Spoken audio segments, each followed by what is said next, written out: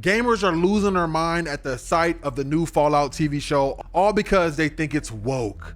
You see, there's a subsect of cultists who literally get their meanings of words from Fox News instead of the black people that actually invented the word, and see any show that is not led by a straight white male as woke. Despite the fact that you can literally play a female character in Fallout, and the game is literally a satire of modern politics and capitalism, these are some of the most degenerate people that exist on the internet. And to them, I say, get over it or get a new hobby, because the world is moving on without you, you fucking Neanderthal.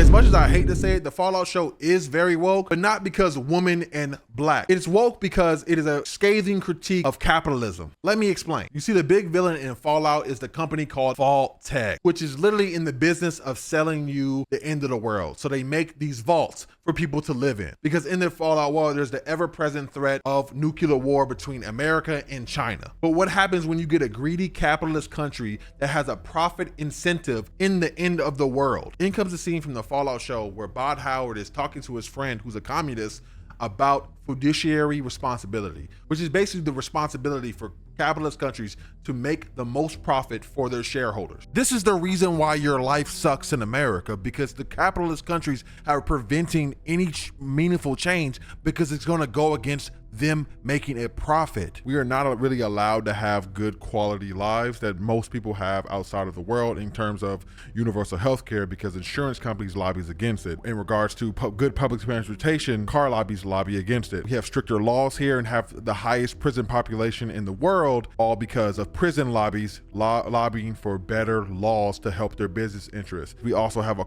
oil lobby that lobbies against climate change, which is literally ending the world. Cooper Howard's communist friend literally explains how Vault-Tec has a profit motive in the end of the world, and then literally explains how when the companies own the American government, they can literally set the world on fire, and then makes a fire-ass metaphor comparing cattle ranchers to the companies, and them taking over the town is just like corporations taking over America. Then he drops this fire-ass line comparing capitalism to the cult. That's pretty much what it is. Come on, man, you sound like you're in a cult. You're sitting here defending a system that's ready to set the world on fire, Cooper.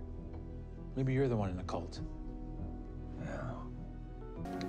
Message! The next scene that really critiques capitalism is the Boardroom scene. All the big companies are meeting with Vault-Tec to potentially invest in Vault-Tec. Mind you, when they're meeting with the companies, he literally says, the companies that make America great. Sound familiar? Cheeseburger Hitler, motherfucking Ronald Reagan is the devil. Both of their slogans. You see, Vault-Tec is making a product out of the end of the world by selling people vaults. So in this scene, they're literally meeting with the shareholders, talking to the shareholders about making them gains on their investment. And the shareholders are like, bruh, how y'all gonna make sure that we get gains on the investment when y'all selling us vaults? It's literally the end of the world that has to happen. Literally nuclear war has to happen for people to get into these vaults.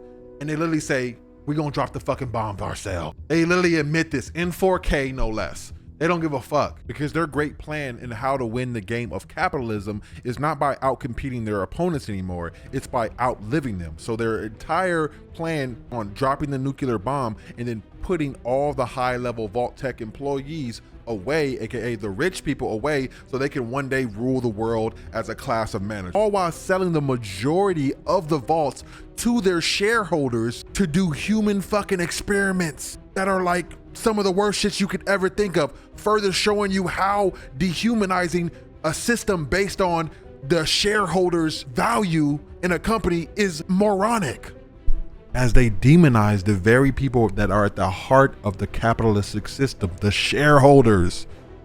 Who worse to build your nation around than the guys that only care about profit? Look how they think about humans. They're doing crazy fucking experiments to them. These people are not to be trusted.